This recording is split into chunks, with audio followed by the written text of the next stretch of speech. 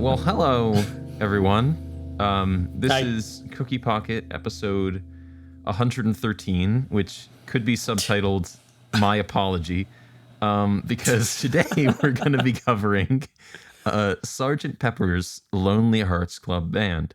Not the album, the movie from 1978. This is an adaptation of an off-Broadway play called Sgt. Pepper's Lonely Hearts Club Band on the Road, starring the Bee Gees, Peter Frampton, George Burns, Alice Cooper, everyone else your parents might have heard of when they were in high school. They're all in this movie. All the stars are here. And it's truly a thing to be witnessed. This is... I'm kind of starting with my own thoughts here. It's kind of difficult to describe this movie in any way other than just telling you what happens in it, because it does feel like a real anomaly. I think Paul Blart is, I maintain, the worst movie we have ever watched on this channel, but I do think this is the worst viewing experience I've ever had for this channel, or for this podcast. That was a 5 viewing experience, Zach, on Paul Blart. This was 100%. Really, really bad in a way I didn't entirely expect. But before I cover everything, I get the picture. We all thought this was pretty bad. But more specifically, what did you guys think of Sgt. Pepper's Lonely Hearts Club Band? I'm going to go first. Okay. Good. Because I think it makes more sense this time. Yeah, I've heard of the Beatles. The album is better than the movie. You know how Zach is always coming at Star Wars about fan service, and I think the pinnacle of this was probably Rise of Skywalker, the ultimate Civil War. The second Civil War of America was Christian and Zach over Rise of Skywalker, right? This is early onset fan service derangement syndrome. This is so beyond rough. Like, I really tried to find some fly in my eyebrow Mike Pence moment. It's so somebody's telling me something, obviously. Yeah, this was such like an awful. Why is there so many flies? Oh, the flies are coming out of nowhere now. Anyway, yeah. So beyond like. I was not expecting... Well, I didn't know what to expect from this. I knew nothing about this. I didn't know it was going to be like a jukebox musical thing where it was just chock full of mediocre to very terrible covers. I was surprised my interest was piqued when Steve Martin showed up. Oh, God. I was like, wow, this is still really bad, but it's still Steve Martin, so I'm still enjoying it to some extent. And the Billy Preston moment, which I'll let Christian talk more about that, I think is more appropriate. Oof. Yeah, so I don't, first of all, like, I'm not a huge fan of this album anyway. I'm not a huge fan of these song selections. The fact that Come Together was probably my favorite song choice really says a lot. I was like, that's really Aerosmith actually playing their song, or, the Beatles song, right? Or whatever. Which they very iconically covered, yeah. Yes, of course. And I guess what I want to make this comparison early on. True Stories is a great example of what you should do when it comes to integrating the ideas of a band and the origins of a band almost in a much more tactful and detailed and thoughtful and really every freaking better way, pretty much, including having the actual band and having the actual music from the band in the film makes a huge freaking difference. Having the Bee Gees do it is not great. I'm sorry. Sorry if that's a freaking spoiler or not. But it was just very frustrating. Like, there was nothing to invest into. There is sort of conflict, but not really. It was just zany 70s pointlessness. And even for the time period, it was way over the top with just complete pointless visuals, pointless little tiny side plots that aren't even side plots. They just feed into the song. It's like everything's like a mediocre music video that just transitions from one thing to another. I was almost enjoying the moments where they were transitioning from song to song more than the actual songs themselves, because at least I could like something was happening that I could latch on to. other than them just playing the song poorly. And that's what's really frustrating. And it's the entire runtime. There's no breathing room. Like I can finally like lay my head down and just be like, thank God it's freaking like just like a triangle or like a cowbell or something, just like normal, like silence, some semblance of quietness before the instruments start again. And I'm just like, oh my God. So I'm very like on and off with the Beatles in general. So that already is like, I have to be convinced a little bit. And I was completely in the opposite direction with that this entire time. There was no investment for me. Did you, I know you said you didn't know anything about this going in. Did you expect the Beatles to be in it in some way? No, okay. I knew, that was probably the most specific thing I knew, was that I knew the Beatles were not in it. And I knew that at least two of them didn't like it. I knew that part. But other than that, this is very interesting. I did not expect myself to be sort of on the back foot on this. But before that gets misinterpreted, I did not like this film. I gave this a 1.5. I was sitting on a 2 for a while, and then it just kept getting worse and worse. And it was just barely not bad enough to be a 1 for me, because I do think a few of these covers are actually okay. Interestingly, the Aerosmith Come Together is not super to my liking, but we'll get into that. For some background. As most of our listeners know, Star Wars is sort of like the Kickstarter to my love for cinema. I would say the same is equally or perhaps even more true for the Beatles with respect to my interest in music and singing and songwriting and guitar and all that jazz. So I'm highly invested in the Beatles. Even though I don't talk about them as much on the podcast as I do Star Wars, I think they're probably more integral to my interests than Star Wars is, at least at this point in my life. So as a Beatles completionist, I was bound to watch this at some point, even though I wasn't really seeking it out and I knew its reputation. And I like the Bee Gees too. In their defense, they created one of the best film soundtracks of all time for Saturday Night Fever, and with some absolutely fantastic songs on that. And on YouTube, there's a video of them on some late night show performing a medley of Beatles songs, and it's just like the three of them and their acoustic guitars, and it's really lovely. And Zach's review for this quotes, I don't remember which one, it's Robin. A really a really unfortunate quote where he, I guess, states or implies that they will sort of supersede the Beatles album with this film, which is shocking to me because of, like I said, their fandom of the Beatles and their own prowess as musicians. So I think there are a few different things going on that make this a total failure. I never take notes, but I really wanted to be systematic with this. So I have 4 things written down as like the biggest factors why this was a failure for me. First, the importance of Ringo. I'm completely serious. The importance of Ringo in the songs and the way that they come together and how the Beatles perform them and arrange them. The disconnect with the lyrics of the songs as they use and the story the film is maybe trying to tell. 3, excessive montage, but perhaps it would be more appropriate to say that nobody speaks in this except George Burns, and it's just very messy as far as any sort of narrative goes. And 4th, a posture of expected success. I think this really comes through when you're watching, that everybody in this is so assured that this is going to be a massive triumph.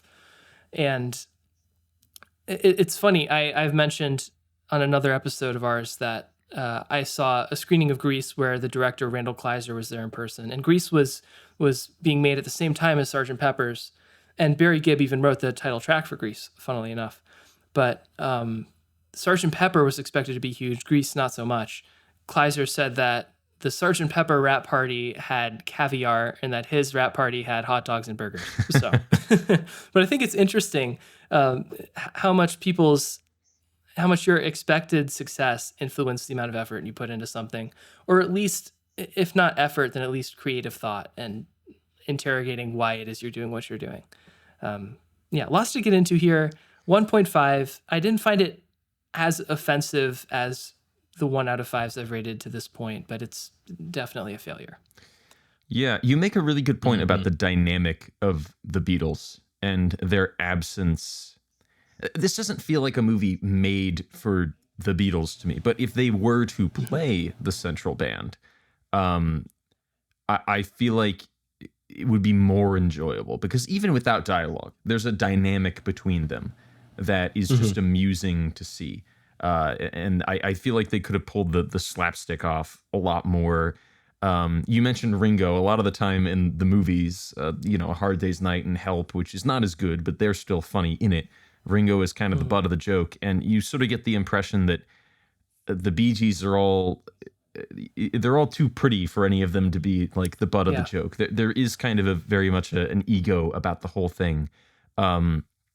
I think the least pretty of any of our leads is probably Peter Frampton, and for some reason he has top billing. We've all alluded to at this point, I think this is definitely going to become a dog pile at some point. So before we lose all semblance of structure, I do want to discuss, Christian, you mentioned this, and if you read interviews from the time, everybody involved with this seems to think that it's going to be an enormous success. Some like an executive at Universal said it would be this generation's Gone with the Wind. Considering what they made, why do we think they thought this was going to be such a hit? Is it just the shotgun approach of we put every celebrity in the studio in the movie and it has all these big songs? Is it that dumbed down of a reason, or do you think there's something else to the movie that people thought would work with the public in 1978? It's strange. I don't know. I think one of the weirdest things about this for me was realizing shortly before I put it on that this was made and released while all four of the Beatles were still alive. Yeah. Which felt bizarre to me. I don't know how they got the rights to all of these songs, but the Beatles were... This is going to be one of many of my fun fact about the Beatles. the Beatles were notoriously stingy and hesitant to give their song rights to anyone, especially if it was for like a commercial or something. They didn't want their pop melodies put over something that like sells a bottle of Coke. Ironically enough, eventually All You Need Is Love was put over a Coke commercial. And that was like my earliest memory of hearing a Beatles song. So that's a weird paradox there. But it just, I don't know how this came to be. I know they had a lot of legal trouble leading up to their separation as a band. So maybe it has something to do with that. But on top of that, I guess the sort of common tactic for a studio even now is just book a bunch of big stars, throw a lot of money at the project. I mean, a lot of these people are big names that you bank success on. And during the opening credits, when I saw Steve Martin was playing Maxwell Edison, majoring in medicine, I thought, oh my gosh, this is perfect. It'll be a total ripoff of how he plays dentist in Little Shop. And I forgot to look up if that came before or after this. After. But I was like, interesting. Yeah. I was like, oh, he's fun in Little Shop. So if it's that, I'm sure it'll be fine. And then that song comes around and I'm like, oh my, this is horrible. Yeah. I don't know. I think it's a mixture of that common studio mistakes and the same way that we talk about films like Apocalypse Now being like a miraculous convergence of great things. This is like the polar opposite of that. I definitely think there's a shotgun approach to be had here, and I think it's more of like a train just chugging forward without looking back. And I feel like at this time period, it was probably a lot harder to look back with what you're doing. Like you can't. It's a lot harder to just consolidate all the work that's been done and then look at it as a big picture thing. I feel like with the peaking and rising popularity and just the culture of filmmaking, especially when it comes to like musical type movies, it's just all of it kind of came to a head. Having the Beatles rights plus having this opportunity to do this, I think just kind of blinded everybody with complete and total, possibly willful ignorance. But I don't know how much of it was on purpose or how much of it was kind of just like putting faith in a project that sounded really great. I think it was probably a combination of both. Honestly. Yeah. Maybe the musical was like a big success or something. It ran for 66 performances, which is not, I mean, that's not like an unheard of number, but for off Broadway, I feel like that's okay. That's pretty decent.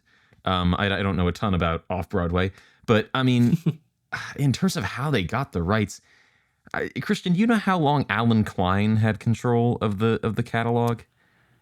I don't know. I know that Paul was wary of him, and the others were kind of like, "Oh, this is great." And I'm not sure how or when that got resolved. I just know it was a mess. Yeah, because I know that Alan Klein, for our listeners, was the Rolling Stones manager for a really long time, and then he became the Beatles manager right before they broke up, I think. But he held on to kind of control of their catalog for a long time. And Roger Stigwood, who produced the movie, also produced the musical. So maybe he got the rights from Klein, and it was a case where like they were running out of time and they had to do something with them. So they thought, let's shove them all into a movie. Yeah, but it really does have. I called it a movie 43 shaped disaster in my Letterboxd review, and they're not directly comparable because movie 43 I think is a contemptible and despicable piece of media. Which I won't say that about this. I think this is a naive piece of media, but I don't think it actively makes the world a worse place. But movie 43 has the same mentality, I think, of like, we'll put all these celebrities in this movie. They don't even have to show up for that long. It'll be a hit. People will definitely see it. And in both cases, it was not. I guess we can talk a little more about the sound of the songs. We've Christian, you and I have alluded to Maxwell's Silver Hammer, which I think is absolutely the worst song in the whole film. I think we have a particular relationship with Maxwell's Silver Hammer because we performed at our after prom in high school. Oh my God. With Christian on guitar and me on fork percussion on the mic stand. What the heck? Well, I'm glad I missed that. I didn't know you were going to bring that up, Zach. Yeah, I really brought that up. There's no footage man. of that. No one's going to put that in the comments of this YouTube video. Absolutely not. None of the bots who watch us have that. Most people are disappointed in prom, so most people probably didn't even go. But in terms of additional songs, Mitchell, I'm particularly interested to hear your opinion as maybe not like a huge Beatles fans. Which of the covers in this did you find particularly egregious, and which besides Come Together were you kind of willing to give a pass? What's her name? Lucy? Oh, Lucy and the Diamonds? Yes, that was terrible. And then I looked into that and I found out it got like worst choreography at like one of those like bad film awards. It was pretty bad. Anytime she's singing, she's super mediocre, and it's just like everything is so overzealous with the cinematography and the production almost that it is taking itself so seriously in its silliness. If that makes sense. And I can't name specific freaking songs, to be honest with you. It is not my forte, so I'm not gonna like recall exactly well, okay, Get Back. Yeah, that was awesome. Yeah, obviously he kind of makes Billy Preston makes Get Back work, I think. Yeah. Perfectly executed cameo, in my opinion. What? Oh my God. Just Beatles songs I just want to end. I Want You, She's So Heavy. Oh my God. That It's one. so much better on to Abbey end. Road, I Yes, promise. it is. Yeah. I have Abbey Road on vinyl and I listened to the whole thing. So Okay, I'm not a normie. but it was good to listen to it the first time, and it's been a couple months, and maybe I'll think about listening to it again. But yeah, a lot of it, honestly, a lot of it was just the timing of the songs and not giving enough breathing room. And I'm not sure if there's like certain film techniques that are like objectively better than other ones, but I would say that the jukebox style with these types of songs is not great, especially because they're covers, because we're basically listening to the vinyl in a bad music video by people who are generally doing it either comparably or slightly worse. So that's my overall assessment.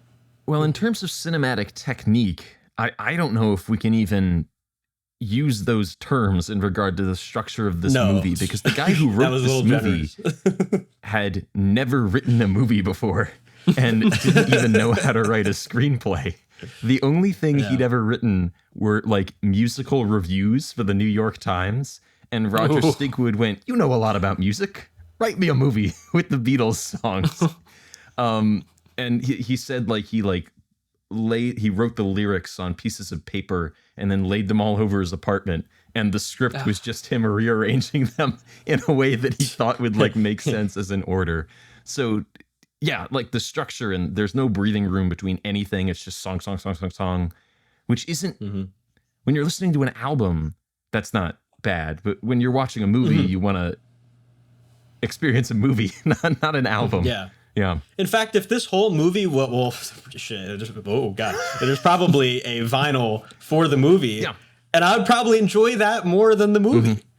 That is terrible.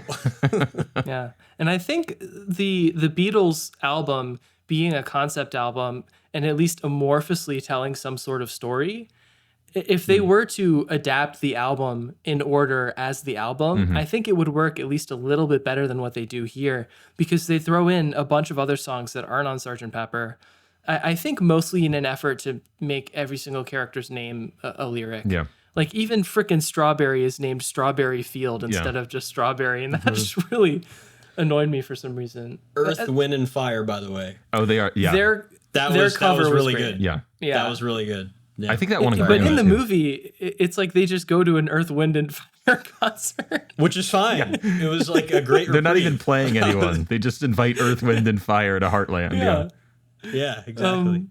As far as other covers I found less objectionable, I kind of liked With a Little Help from My Friends, honestly. I think Peter Frampton is an okay singer, and the Bee Gees are great at vocal harmony. But then, to me, that song is about what do you do when your love is away, and does it worry you to be alone? How do you feel? You get by with your friends. But then he's like delivering this song about being romantically alone, but getting by with his friends to his romantic partner, Strawberry. Yeah. And that's just one example of many where the lyrical meaning and just like the soul of the song is completely lost. Yeah. Why didn't they? I hadn't even thought of it. It would make so much more sense if that song appears when they go to LA and become big stars. Because even if they're performing it like they do, it just makes more sense for him to perform that at that point in the narrative. Yeah, and also just the plot has it's like three different kinds of movie that aren't like complete at all. Like the first chunk is a like a Star is Born type thing where they go off to LA and they're corrupted by the influence of the media, and then they're not anymore because they leave. And the middle chunk of the movie is from like a quest movie, and they're trying to get the instruments, and then they're not anymore because they're back in town and there's a concert. And then the end chunk of the movie is like saving the damsel in distress, and then they're not anymore because she faints and falls off of a thing backwards and dies. It's okay. If you're on acid, then it doesn't matter. 5 out of 5. Maybe not. Yeah. Mitchell, you mentioned the choreography. And I swear I will get around to the songs eventually in this rant, but I was shocked at how bad the dancing is in a lot of this. Like a lot of it feels barely rehearsed. In the Maxwell Silver Hammer number, there's a bit where he turns all of these old people into members of the Hitler Youth. And they're meant to be like bobbing their heads back and forth. Clearly, that's what that was. Like synchronized. They look like Boy Scouts. Well, that goes to a different historical thing, but yes. And they're meant to be like bobbing their heads back and forth to the time of the music. And some of them are out of time, and some are going in the opposite direction to each other. And at the end, the same dancers break out these flags with their waving around willy-nilly, and they're folded. I mean, it's like watching like a high school play or something. It was really, really poor in terms of the songs, because I'm finally around to that point. Maxwell Silverhammer, I think, is definitely the most egregious. Mean Mr. Mustard is pretty poor too. Because there's a lot of songs where a lot of reviews at the time mentioned this. The movie's kind of like a variety show. They have all these acting and singing celebrities of all kinds of different career paths in the movie. And a lot of them can't really sing that well. So sometimes they'll just give them, oh, well, you can basically just speak this song. And it's usually doesn't turn out great. When I'm 64 is pretty bad too. When's that one? It's when he captures Strawberry, and it's like a Stockholm syndrome captive thing.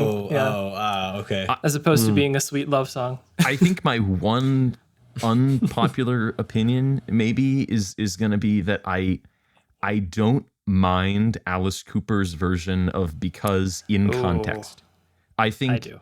Within the context that they're presenting it, where he's this creepy cult leader, I think it works for the narrative. Is it a better song than the original? No, of course not. Does it work for the same reason that the original does? Absolutely not. But I do think it's interesting, and maybe I'm a little less hard on it because Alice Cooper seems to be the only guy who knew what movie he was in. There's an interview with him like very shortly after the movie was released where his opinion is basically, yeah, that was crap. That was like a total slap in the face to the Beatles. There's a great moment at the end where they're going into the future villain band's lair. A big bad who I will mention are never introduced at all until the second before they appear, even though they're meant to be the villain who's been dominating everything for the whole film. But there's a bit where they're sneaking into their lair, and there's a picture of father's son, Alice Cooper's character, on the wall, and he's making a face that, when I saw it, I couldn't help but think of it as a, well, I'm in this movie face. And it made me laugh quite a bit. Christian, you've kind of alluded to it at this point. It's certainly mentioned in your review that the ending of this film made you laugh raucously. Yeah. Could you walk us through that in a little more detail? Yeah. Oh gosh. So, spoiler alert, as always. I'm just going to recount it because I like Zach said before. I feel like there's no other way to describe this other than just literally saying what happens. I guess Peter Frampton is suicidal and is is going to jump and kill himself, and this like golden weather vane turns into Billy Preston in this gold suit, and he's credited as Sergeant Pepper, so I guess Billy Preston is Sergeant Pepper. Even though when Sergeant Pepper appears in the flashbacks, he's a white guy. Yeah. So my initial reaction was just, and then he like shoots lightning bolts at Peter Frampton, and I guess like saves him, and then Get Back starts playing. And he's holding a trumpet that he doesn't play, and he's doing these really funky, excited dance moves, and gives, honestly, a great vocal performance of Get Back. I didn't know Billy Preston was such a good singer. But I couldn't help myself but start laughing. It was so ridiculous and unpredictable. It was the only reaction I could make. I was so exasperated. Jumping behind the curtain again a little bit. To those that don't know, Billy Preston is a pretty well-regarded R&B and artist and keyboardist, and his connection to the Beatles is that he played keys on the Let It Be album, including the song Get Back, including songs like Don't Let Me Down and I've Got a Feeling. The Beatles brought him in during some of these sessions, and he was absolutely instrumental in fleshing out what are now some of their most iconic songs. So on one hand, I thought his cover was nice, and I kind of enjoyed the fact that he seemed to really be giving himself to this moment. But in retrospect, it made me really depressed because imagining what's going through his head, I feel like this is sort of his triumphant moment where he gets to be like, look, guys, I was the fifth Beatle, and I played keys on this song, and now I'm singing it, and I'm singing it so well. But it's delivered in the most nonsensical hodgepodge movie, and it's just... It does the opposite of crediting him in the way that he deserves. It just feels kind of wrong in retrospect. So it made me laugh. And the song in isolation, his cover, I guess, is fine.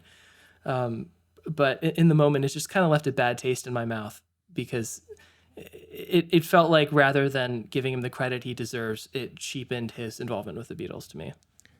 Mm. Yeah, it does feel like Get Back should be the big final number of the movie. But instead, it's the reprise of Sgt. Pepper's Lonely Hearts Club Band, which is billionth sung, reprise. Yeah. I feel like they sing that like 20 times. Which is sung with every celebrity imaginable at the time. It feels like they just went through the Rolodex and called everybody. And the cover, they're trying to like recreate something similar to the cover of the album Sgt. Pepper's. But I mean, so many of the people that it just doesn't, I don't know. The reason that the cover of Sgt. Pepper's is interesting is because a lot of them are people that the Beatles could not possibly have met or been around, and they may not have met each other. And a big part of it is oh, how are these people connected? Is there any connection? It's just kind of a curious, weird album cover. Like, I don't mean to break it down to something that basic, but a lot of the appeal is just that it's kind of a strange visual to have the Beatles in front of this motley crew of people, and it makes you question things. I don't question anything when I look at that assortment of people, because I know that somebody just went through their contact list and called whoever they could get a hold of. Rick Derringer, Johnny Winter, Wolfman Jack, I need you down at the studio, stat. Keith Carradine, you're on the set of Nashville right now? Well, get down here as soon as you can. I need you to appear for 3 shots in Sgt. Pepper's. Yeah, it's baffling. I'm a little surprised that the laughter started that late for you, Christian, in that point, because for me, it started during Strawberry's funeral, when they're all during the funeral procession. There's a bit where exactly as Barry Gibb walks by the camera, he like flips his hair, despite the fact that he's meant to be like distraught at the death of their friend. And then it happens later too, where they're like coming out of the little chapel where she's been buried, and the Bee Gees are silently consoling Peter Frampton, and he walks away, and they have a moment of like, oh, we need to give him some time. And then Barry adjusts his hair, and Robin adjusts his hair, and it all just feels so phony. Yeah, I feel like we're reaching the end here of our beatdown on Sgt. Pepper's. We've summarized the movie enough. But any other things or final things we want to discuss about the film before we move on? Michael Schultz directed 8 episodes of Arrow. Oh, the Green Hornet, the Green Arrow show. Wait, on the CW? Really? Yes, Huh? Yes, he's still alive. He's I like assumed 85. you were talking about something else I'd never heard of. No, isn't that correct? It's so unbelievable, right? And 3 episodes of Chuck. Oh, Like, I what? love Chuck. Okay. We got to find which 3 episodes it is. That's great. Wait. This is important. I'll tell you right now. It is. IMDb. Well, anyway. Chuck versus the Mask is one of them. I'm not going to know what these are, but... Okay, never mind. So, yeah, I don't really recommend this for anybody. I think I'm like on the polar opposite spectrum, and I think the 3 of us are like pretty much cover most of the average audience member, and I think that it's just really sad that this exists.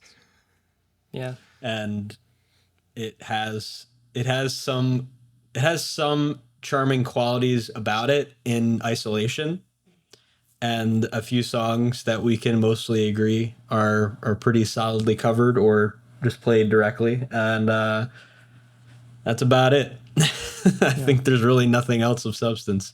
R.I.P. Michael Schultz's career early on. In his partial defense, after what Zach shared about the writing process behind the conception of this whole thing, I don't think any director could have saved this. No. This film has the unfortunate legacy of being the largest budget afforded to an African-American director at the time. And I just think that's a shame. On top of that, I mentioned already how this isn't faithful to the Sgt. Pepper's track list. They cut Within You, Without You, which is an esoteric Indian-inspired composition by George Harrison, which might have fit into the bizarre tone of this project better. But just to show you how insincere this whole thing is, they cut it, but then they realized they didn't have any George Harrison songs left. So they're like, oh, quick, here comes the sun. Of course, because why wouldn't they? And that is one of a few songs where musically, in terms of the covers, the importance of Ringo is lost. And normies will say Ringo's a bad drummer, and they're wrong. He's he does things that are more complex than they sound some of the time. A lot of the other time he's doing simpler things, but everything he does is done to suit the song the best way. One of the most iconic things about Come Together, for example, is that steady beat that he does very sparely with the bass drum. And Aerosmith changes the drum part a little bit, and I think it's to the song's detriment. Another great example of this is Polythene Pam, which is part of the Abbey Road medley, shows up in the film. It's a pretty simple song. Like, most of the song is only 3 chords. And what makes it is Ringo's doing like this unique thing on the toms. And if you listen to some of the demos, Paul's kind of like directing Ringo what to play. So maybe this is Paul too. But the drum part is just this super basic like snare, bump, bump, bump, bump, bump, and like the momentum is just gone. And this is in a few other songs too. But for the most part, they keep Paul's melodic bass playing because you can't really wipe that away without changing the song entirely. But the drum parts are consistently lacking, and I think that's a big part of what makes the covers so bad. So 1.5 out of 5, not a good movie. Only if you're a Beatles completionist should you watch. Yeah, I can agree with all that. I think the only reason you might have any interest in watching it is for the music, and even that varies from okay to pretty bad. Even the good stuff, because I don't think the Bee Gees are... I like the Bee Gees. I think they do a pretty good job of covering the Beatles in most of the cases that they have. But in this case, even when they're doing okay on a technical level, it lacks the soul and kind of charisma of a Beatles track. And I think there's an extra sadness in the fact that the whole soundtrack was produced and directed by George Martin, who... That stunned me. Produced pretty much all of the Beatles' best work. And here he produces crap music for the most part. It is a little funny in an absurd way, but I'd be surprised if anyone could make it through the entirety of this movie willingly without really pushing themselves to get through it. 1 out of 5. Don't visit Heartland anytime soon. If you want to check out a Beatles movie, check out a Beatles movie that the Beatles are actually in. And if you want to check out something with this vibe, like Magical Mystery Tour or Yellow Submarine are much better options than this. Yeah.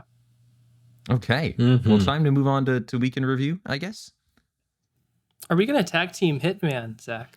Sure. Yeah, we can tag team Hitman, because I'm genuinely very interested to talk about this. I'm not even trying to be spiteful about this movie. No, me neither. Yeah. Christian, you want to open? Oh, sure. Gosh. Okay. This was a hotly anticipated movie for me. Hitman, Richard Linklater's newest feature film starring Glenn Powell, who the world seems to finally be catching up to how charismatic and likable this dude is, between Maverick and Anyone But You, which I received kind of coldly, and this. I think it's a real tragedy that this premiered on Netflix and had a pretty limited theatrical showing, because I think, as always in Linklater films, the writing takes, particularly the dialogue, takes center stage here. And it's just fun. Adria Arjona plays opposite of him, and I know her from Andor. She is a supporting part in Andor, and she's fine in that. And basic plot spoilers here. Going into this, I thought Glenn Powell was playing an actual hitman that kills people, but rather he's part of a sting operation where he pretends to be a hitman, and then they arrest somebody who's attempting or conspiring to murder somebody. And especially early on, I can't prove this, but I had a feeling that Zach would dislike this because the style is very... There's a unique mold of film that it's called the 4-star Christian film and the 2-star Zach film. And it's a real thing. Other entries include The Firm and The Ides of March. Two films that I think are similarly very concerned with like this talky story thing, and less so with the cinematic elements that Zach values more than me. Zach mentioned in his review that the music was bad. I didn't really take note of the music. I was just enjoying the fact that it was an original movie, and I was liking what Glenn Powell was doing, and I'm predisposed to liking Linklater. I didn't like the ending very much. I don't want to spoil the ending, but for that, it might be more of a 3 or a 3.5. But the bonus points came for originality, and just fun. I enjoyed it. It felt like probably the most original movie I'd watched in the past 6 months that was like a new release. And so I give it bonus points for that.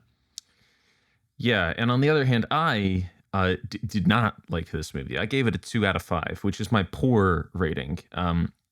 And that even varies. Like there's 2 out of 5s, which I give a 2, and I'll admit that I can see what this was going for. It's taking some swings, but it doesn't quite make it. And then there's 2s that I think are genuinely like bad.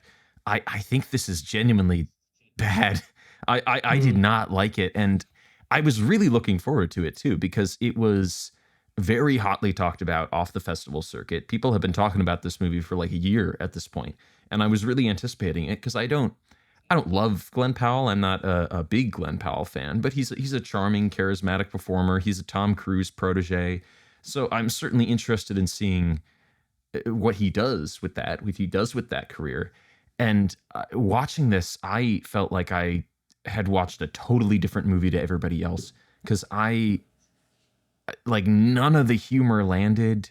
And I think maybe that's why I noticed the music so much, because when the jokes weren't landing, I was just left listening to this dead silence in the comedy club going, oh, please, something happened. Fill this gap with something. A lot of the sound is pretty poor. The sound mix is very sparse, and things that would normally get sound that you don't really notice in a movie, you don't hear, which makes it feel really awkward. There's a point in this where Glenn Powell's character pulls a gun out, and things in movies do not sound like things in reality. When somebody pulls a gun out of their pocket in reality, it maybe sounds like a light rustling of their pocket.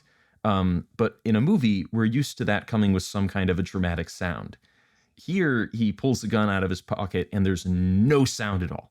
It's like he took a banana out of his pocket. There's no audio, nothing to tell. There's no sting in the background, no dramatic kind of synth or anything like that. There's nothing to tell us anything about this moment. And I will admit that I notice those things more in movies, perhaps because I do a lot of sound. I do a lot of Foley for short films, and I record sound for stuff. But yeah, stylistically and technically, it really didn't grab me. And the plot just has so much extraneous stuff stuffed into it that when you think about it, has no impact on the conclusion, and I think just muddies up the script. There's this whole aspect of his character where he will like dress up in different outfits and makeup in order to appear as the best hitman for his potential clients. He like researches them beforehand, because in reality, he's a bit of a nebbish dweeb, but when he dresses up as a hitman, he can be anybody he wants.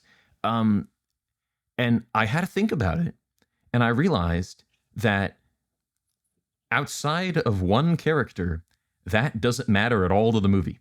The only thing the movie needs is for him to be more confident when he's playing the hitman.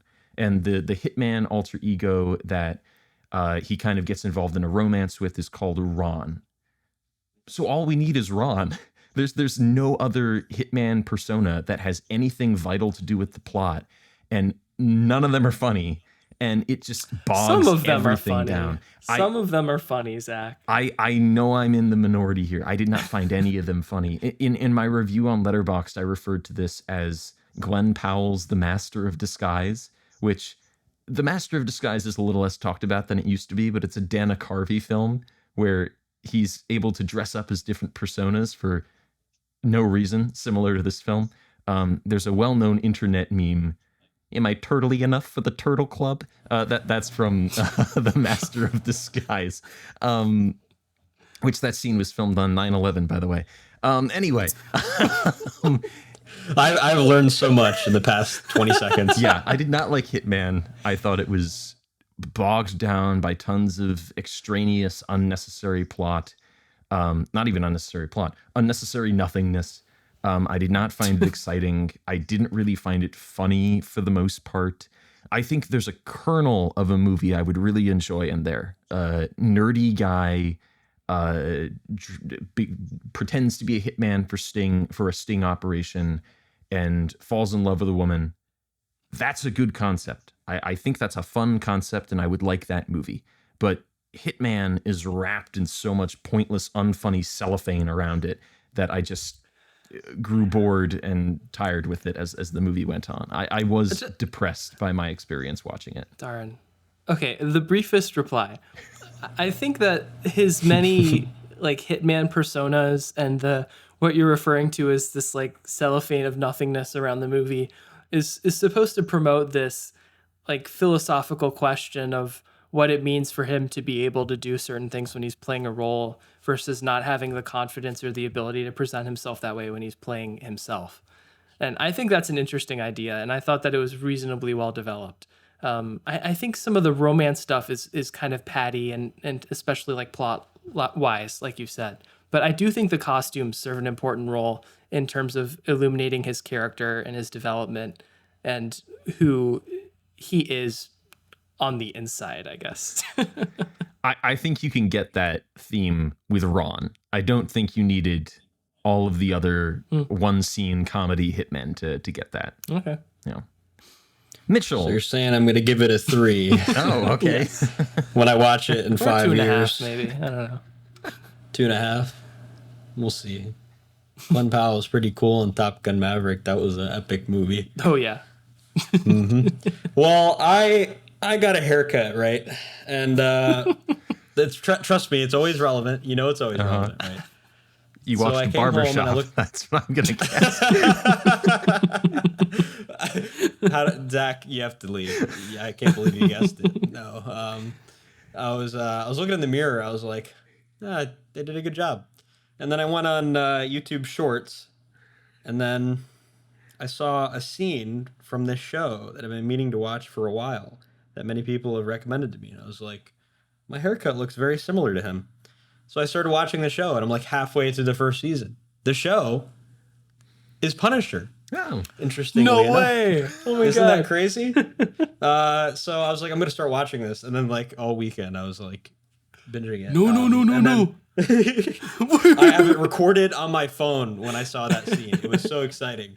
I'm very excited when I see memes. I found the exact location of where Rick says, like, you know the rules. There are no rules, man. We're lost. I found the exact place where that was said. So heavy John Bernthal meme fan. John Bernthal is a great actor. I've seen a lot of controversial statements from, can you believe this came out 7 years ago, right? 7 years ago on Reddit about like how John Bernthal could have been replaced and that he's a very easily replaceable actor. There is so much emotion that's conveyed by his character, not to mention like this is a case for a majority of the cast, by the way. It's like Eben something Bacharach or whatever, the Jewish guy. He's awesome. He's amazing. It's just there's still an air of comic bookiness to everything, but it's all so incredibly brutal. And I'm not somebody who watches Marvel shows, by the way. So this is a very rare exception. And no, I'm not going to get a Punisher decal on my lifted Ford F-150 and start claiming the government stole the election. But what I will be saying is that there is a lot of very dangerous themes that are addressed here, like with PTSD and very directly attacking like political problems associated with veterans and also with just like morality when it comes to vengefulness and everything. And he's such a simple character. Like it's so obvious. You get pretty much everything about him personality wise, but finding out his background and finding out who are all these different people in his lives and how have they come out of the military and how do they interact with him and what do they have to do with Homeland Security and the government and why are they trying to get him? There's so many questions that are posed that could like infinite depth. Like it's insane how amazing like the preparatory writing, I guess you could call it, is for the first few episodes, because like they could pretty much go in any direction at this point is what it feels like. And it's like the best feeling, really. Especially with a Marvel show when you know how freaking expansive it can get, which it's like the old school Marvel feeling where it's like, oh, how far could it go? And we all know it goes too freaking far, obviously. But, you know, it's been really fun watching it. Like just not even knowing like how his family died and like who actually killed them. And it's just like, I'm like so curious, and all of a sudden more characters are introduced from like all of a sudden his best friend is there, right? Like from the service, and they have a whole flashback scenes from when he's in the service, just absolutely obliterating people, and it was just like. It was just the way the show is structured is so essential to telling his origin story, and they're really like drip feeding it very effectively. And they have a whole bunch of different side quests going on with different supporting characters, like this one Marine that's like, I don't want to spoil it too much, but he's just straight up like losing his marbles. And his dad's trying to grapple with it. And there's a lot of like single parenthood stuff that are brought up. And it's just like, you feel like, man, when is freaking John Bernthal going to come back and say like, let me ask you something? But no, he doesn't. And it's just like a whole nother side story. And then it's like another layer of like fleshing out this universe. And even though it's in New York, like it has a total gritty feel to it that you don't get in any other Marvel production thus far. I guess maybe Daredevil would be the most comparable, obviously. But yeah, it's like I'm totally into it. And yeah, I have plenty of experience with John Bernthal with freaking Shane, so I'm a total fan. But like I said, they changed the logo for a reason. All right, I'm not getting any of the merch or anything, but only exclusive Cookie Pocket listeners get to know that I'm enjoying the show. I do think it's a shame that you can't really wear Punisher merch without too many connotations now. Yeah. You've got to watch Daredevil, man. You've got to, because it's even better. And Punisher is in, like, most of the best Punisher stuff is in season 2 of Daredevil. And season 1 of Jessica Jones is also S tier. So, like, all of the Netflix Daredevil, the first season of Jessica Jones, and then I'd put Punisher, like, under those in terms of quality. But they're all really great. I think you mean Disney Plus. Boo. No. I have no hope for the new Daredevil thing that Marvel and Disney are making at all. Darn. Is the Punisher in, what was it called? The Defenders, that one Netflix crossover thing? I honestly can't remember. Okay. I don't think so. Electro was. And Sigourney Weaver played a kind of generic sit in rooms and talk bad guy. That show wasn't great. But all 3 seasons of Daredevil are like S tier. And season 1 of Jessica Jones, starring David Tennant, Doctor Who alumnus, who is awesome in it. That's the cream of the crop right there. Also, having a character that is like on paper a anti-hero, but does very, very villainous things, like is clearly crossing the Batman line over and over and over again. And that is something that people ask for a lot. Whenever you have like this super well-developed, well-structured set of heroes, you're always like, well, I want to see the villains. And then the villains, they're always trying to contrast from the heroes. But having this own guy with his own morals, doing his own thing, and quite literally will do absolutely anything he freaking wants, to the limits of how many people he can murder in the way. And as long as it's not somebody in the U.S. military, apparently, he will do it. And I think that's great, because it generates more investment. It makes you empathize with him less while also invest in him more, because you feel that the way that he's feeling. And that's what's so great and unique about it. Yeah. Yeah. I like John Bernthal, but during a conversation with some friends a couple years ago, it was decided that he has Easter Island face, and now I can't unsee that. He does look like an Easter Island head, unfortunately. But it does lend to his stocky appearance, I will say. And natty or juiced subreddit says that he's natty, and I 100% believe it. I think he's natural, but as in not on anabolic steroids. But yeah. All right. Well, is it time for me to start running away because Sergeant Pepper's Lonely Hearts Club Band is coming to win the Great War? Yeah. John Bernthal heard that you were listening to these covers and decided to seek vengeance. No, I only kind of like Here Comes the Sun. Mitchell, you're starting us off on this one. Okay. I am spaghetti ready. 3, 2, 1, go. Great War origin story. 2 out of 5. The tiny village of Fleur de Cou. 1 out of 5. I want you so bad. 2 out of 5. Bring the saxophone to me, FVB. 3 out of 5. Keep the drum for yourself. 2 out of 5. Strawberry Fields sacrificed his life for Heartland. 1 out of 5. Mustard real estate. 2 out of 5. Billy Preston. 4 out of 5. We hate love. 3 out of 5. We hate joy. 2 out of 5. We love money. 1 out of 5. Steve Martin villain arc. 2 out of 5. Alice Cooper villain arc. 3 out of 5. George Burns narration. 2 out of 5. Robot massage. 2 out of 5. Pursued by a hot air balloon. 1 out of 5. Aerosmith as future villain band. 3 out of 5. Donald Pleasant's toupee. 2 out of 5. Strawberry Bees. 2 out of 5. Peter Frampton trying to end the film. 1 second. 3 out of 5. Time. There was a duo to that one. One last thing I want to mention about this movie. All right. On the newspaper cover, where it said that Strawberry Fields sacrificed herself to save Heartland, even though she kind of just fell over. There's also mention that somebody shot himself in the face in his car, which because God. the song makes mention of blew someone his blowing mind out their. in a car. But who is that guy? Did he sacrifice his life to save Heartland too? You didn't notice that the lights had changed that. Come on. I guess not. I legitimately paused the movie and went to the character list and went, who was Mr. Jones? Was that Donald Pleasance's character? But Mr. okay. Jones, I that's a don't Bob even know. Dylan reference, right? Must be.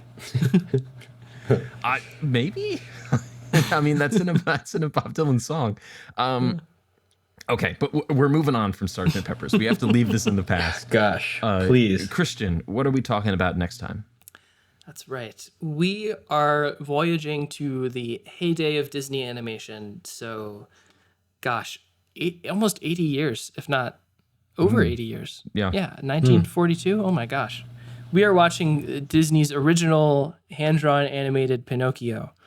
I wanted to bring in like an old Disney classic.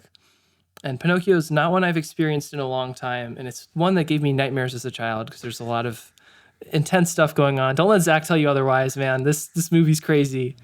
But I'm more interested in examining it as a big step up in budget and effort and detail, even from Snow White, which was a huge success for Disney a couple years prior. So, Pinocchio. All righty. Yeah.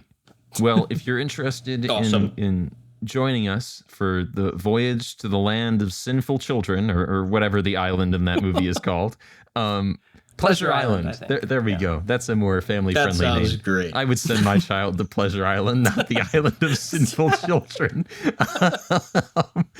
And tune in next time to Cookie Pocket.